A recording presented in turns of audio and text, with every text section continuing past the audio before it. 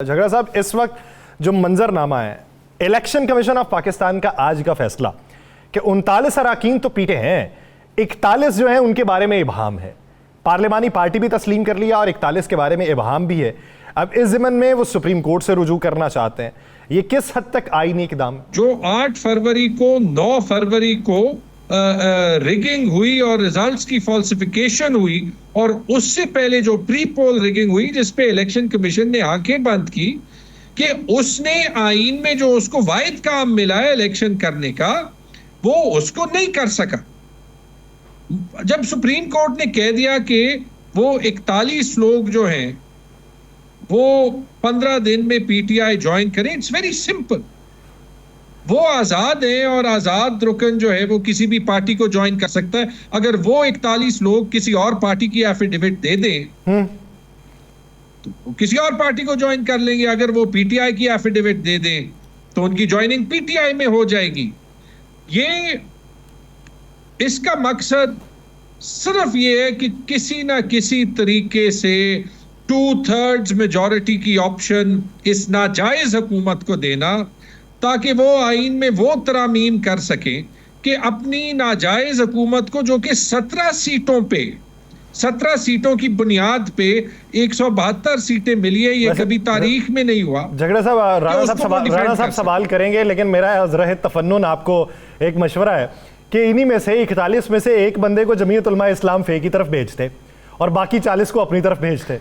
Election commission उससे इनकार करता तो जमीयत उलमा इस्लाम फे देख लेती, इलेक्शन कमीशन देख लेता। आप चुप करके बैठ के देखते रहते कि क्या फैसला होता है। ये आपकी वैसे बड़ी इंटरेस्टिंग सजेशन है। मैं पार्टी के अंदर इसको जो है वो फॉरवर्ड कर देता हूँ। राणा साहब। अच्छा झगड़ा साहब, एक तो बड़ी क्लियर सी बात है कि सुप्रीम कोर्ट के फैसले के बाद इबहाम रहता नहीं है। अब तो उम्मीदवार का जो है वो एफिडेविट चाहिए, और जो पार्लियामेंटेरियन है वो एफिडेविट दे रहा है। इसके साथ तो बैरिस्टर गौहर का लेटर लगना भी जरूरी नहीं है, इसके साथ तो उमर अयूब साहब का लेटर लगना भी जरूरी नहीं है। तो फिर ये सुप्रीम कोर्ट से पूछने क्या चले गए? मैं तो एग्जैक्टली यही कहा है। मैं आजाद इलेक्ट हुआ हूं, जो कि आजाद नहीं थे। थोड़ी सी मेमोरी रिफ्रेश करते। जो लोग इतनी हैरत का इजहार करते हैं सुप्रीम कोर्ट के फैसले पे, असलियत तो ये है कि जो 11 जजों ने कहा कि पीटीआई कभी पार्टी बैन ही नहीं हुई थी।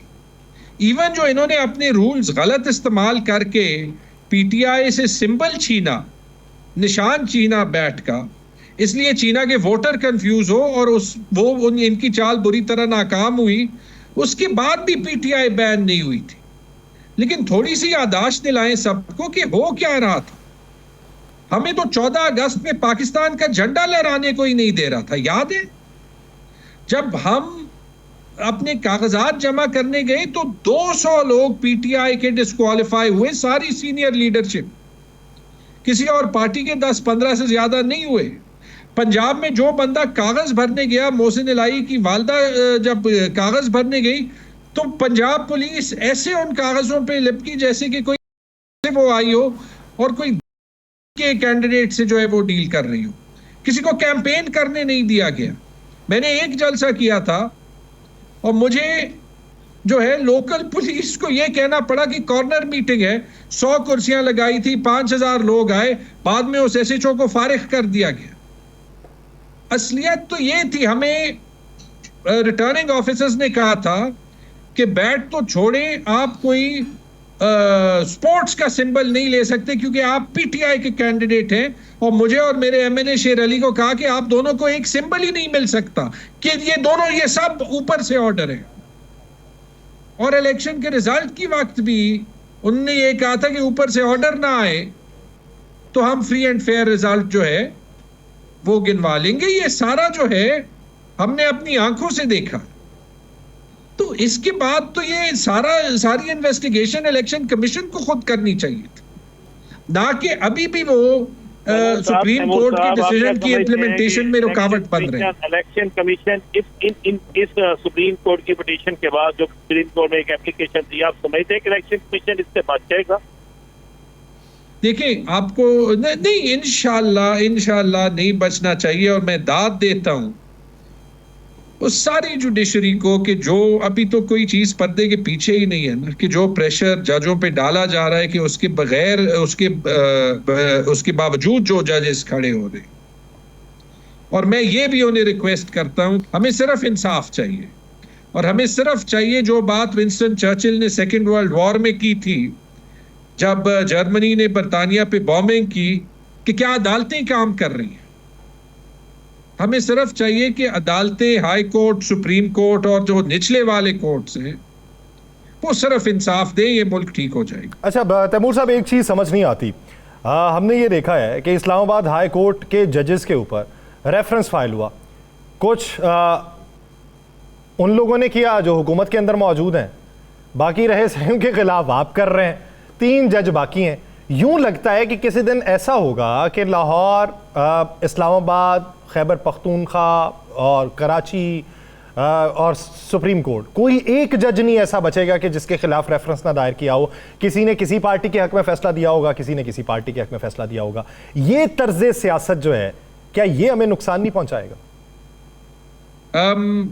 पहुंचाएगी, लेकिन एक फर्क है फिलहाल पीटीआई के एक्शंस में और दूसरी साइड के एक्शंस में। देखिए, ये नहीं कि हमने माजी में गलतियां नहीं की, और मैं इस बात का बहुत बड़ा प्रोपोनेंट हूं कि हमें सारे इदारों में, ब्यूरोक्रेसी में, जुडिशरी में, पुलिस में, इंडिपेंडेंट, काबिल, एक्शन ओरिएंटेड लोग चाहिए।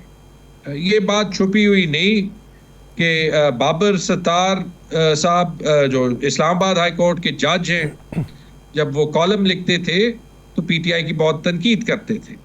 ये बात छुपी नहीं कि जो जुडिशल सिलेक्शन कमीशन है उसमें हमारे हुकूमत के मेंबर्स ने किसी हद तक उनकी मुखालफत की, लेकिन चूंकि बाबर सत्तार एक आज़ाद माइंडेड जज हैं, जहाँ पे उनको लगता है कि इंसाफ का तकाजा ये है कि पीटीआई को इंसाफ मिले, तो मैं उनको सिर्फ एडमायर कर सकता हूँ कि वो करते, कि वो इंसाफ देते।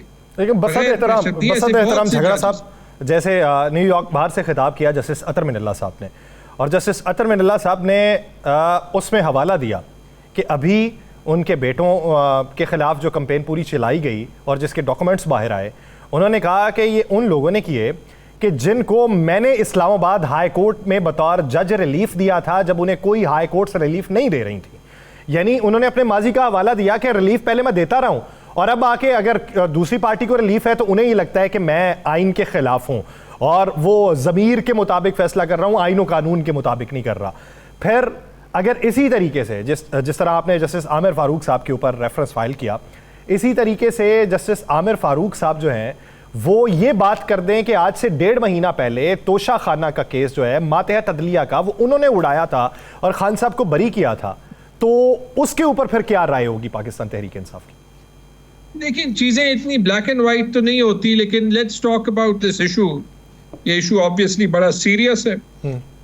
सबसे पहले चीज तो ये कि तनकीद तो सब पे होती है। सोशल मीडिया के जमाने में हमें तनकीद को जो है वो सीना खोलना पड़ेगा और बर्दाश्त करनी होगी, और ये मैं जो है वो honestly as an independent mind कह रहा हूं, सबको कह रहा हूं। झगड़ा साहब, एक आखिरी सवाल ये कि अमूमी तौर पे यहाँ पे सियासी पार्टीज में कभी ऐसा नहीं होता कि जो पार्लियामेंटेरियंस हों उनकी रुकनीत मुअत्तल हो जाए, लेकिन कभी कभार होता है, और जब हो जाए तो फिर बाकायदा तौर पे स्पीकर को ये दरखास्त दी जाती है कि हमने बतौर रुकन इनको मुअत्तल कर दिया है, अब आप इनकी पार्लियामेंटेरियनशिप जो है उसको भी मुअत्तल कर दें।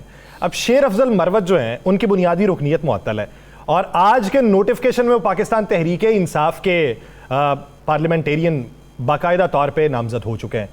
क्या स्पीकर से रुजू किया जाएगा या ये मामला पार्टी की सतह पर रखा जाएगा?